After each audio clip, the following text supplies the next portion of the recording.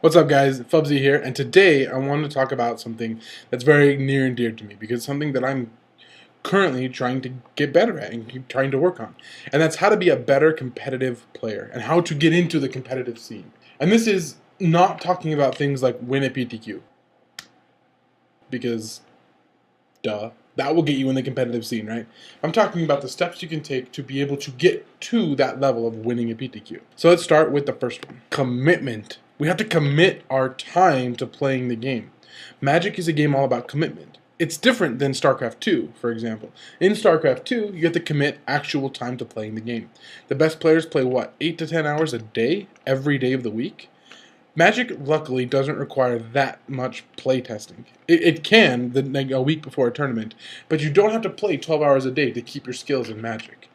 But what Magic does require is a lot of thinking, and a lot of thought, and a lot of understanding how Magic is played, and how Magic works. And that requires commitment. Not only just committing your time, because some people don't have the time to commit. I work an 8 to 5 job. I run this YouTube channel. I drive up to Ogden a couple times a week to playtest. I don't have the time to playtest, 6 hours a day, 8 hours a day. But my free time, I do spend it thinking about Magic, watching Magic videos, reading Magic articles.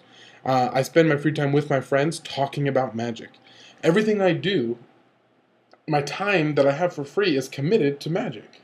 And that's something that's very important. And that if you are looking to get more into the competitive Magic scene, you should be spending the time and you should be committing to doing it. Number 2, play with people who are better than you. This is a tricky subject because a lot of times you play with your friends and just the people around you. And that's an awesome way to play Magic, and it's an awesome way to grow together. But if you really want to get onto that next level and you really want to become a truly competitive player, you're going to need to play with the best people around you. And sometimes that means you don't get a playtest with your friends as much as you'd like. Now, that doesn't mean you can't ever play with them or that you should shun them or anything like that. Of course not. What you should do, though, is try to find the best players around you. The ones who are traveling to the PTQs, the ones who are going to Grand Prix and Star City Opens. And you should try to play with them. Now, Magic is a funny game because it's very cliquish. There are groups that have their circles, and that's the end of it. And so it might be hard to get into a group like that. But you got to try. You have to try as hard as you can.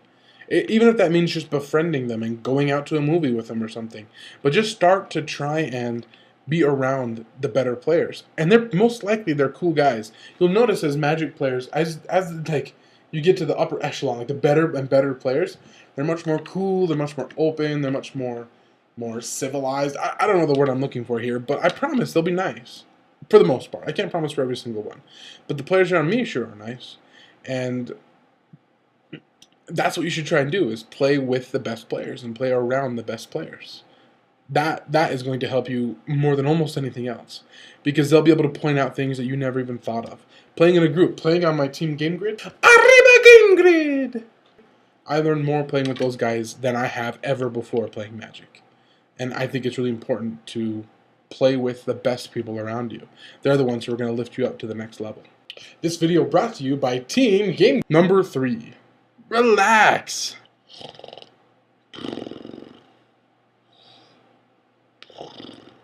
Fubsy, wake up! Sorry, I was relaxing. Not that kind of relaxing. That's not what I'm talking about. I just mean have some fun with the game sometimes. Sometimes you want to play EDH. Sometimes you want to cube or play DC-10. That's fantastic. That's something you should absolutely do. Because you have to remember that Magic is a game. And it's meant to be played because it's fun. Now, sometimes you're not having fun when you're down a game and you're winning in for the top 8 of a PTQ. That's not fun right then. That's just nerve-wracking, and if you lose, it feels horrible. But that's not. You don't play Magic for those times. You play Magic for the fun times when you win, and the camaraderie and the teamwork and being around other people that love the same things that you do. Just remember that. A lot of times, my group will cube or we'll play EDH or we'll play some other type of fun format because we're just playing Magic. We're having a good time, and we all love playing it. So have fun. I kind of burped there a little bit. I'm drinking this new sparkling ice, which is supposed to be good for you. Like, there's not a lot of sugar. Anyway, just trying to be healthy, right? Just trying something else. It's not bad, too. But anyway, that was off topic. I've been trying not to go off topic, and it just went off topic. Sorry about that. So, relax. Have a good time. Just remember that it's a game. In the end, it's a game.